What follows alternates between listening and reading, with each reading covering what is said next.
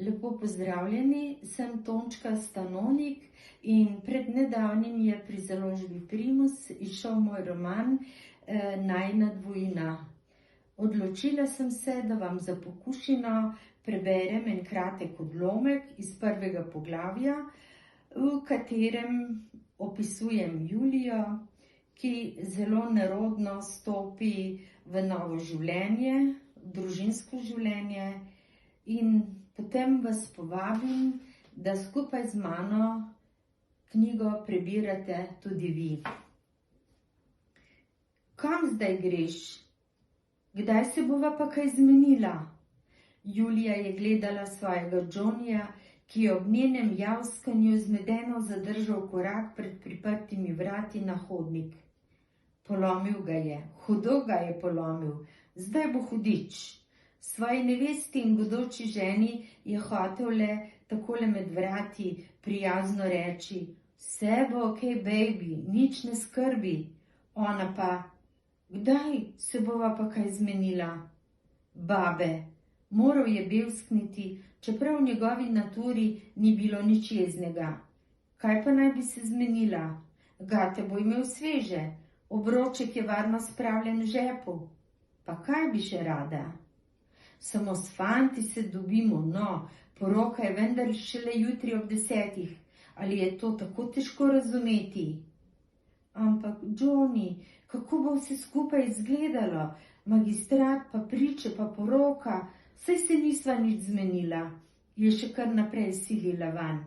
On pa spet: vse bo okej, baby, pridem, ko bodo zaprli oštarijo in se vse pomeniva. O bog, čisto nič ne razume tale moj Johnny, čisto nič, se je prestrašila Julija.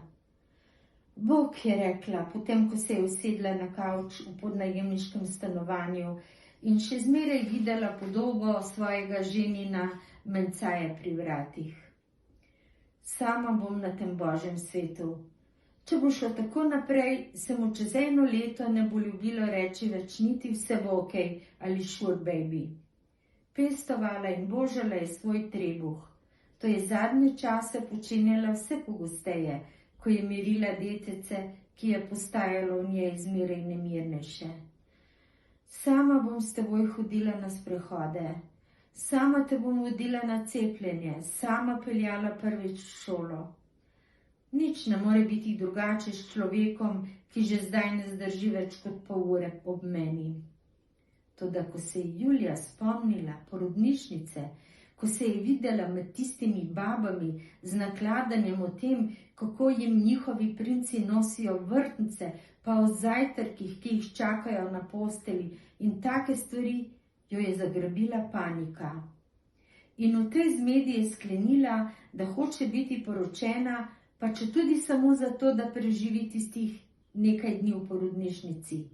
Samo za toliko časa, da pride ponjo tudi njen srečni očka.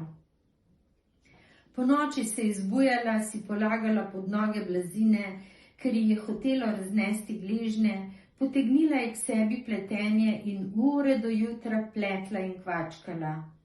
Podnevi je prelagala že mesece pripravljeno opremo za dojenčka s police na polico in v knjigi za nosečnice odkljukavala poglavja. To je že opravila, to pa jo še čaka. Preštevala je srajčke in pleničke in se na pamet naučila vse o porodu. Na njenem seznamu sta bila samo še 2 dogodka: poroka in porod.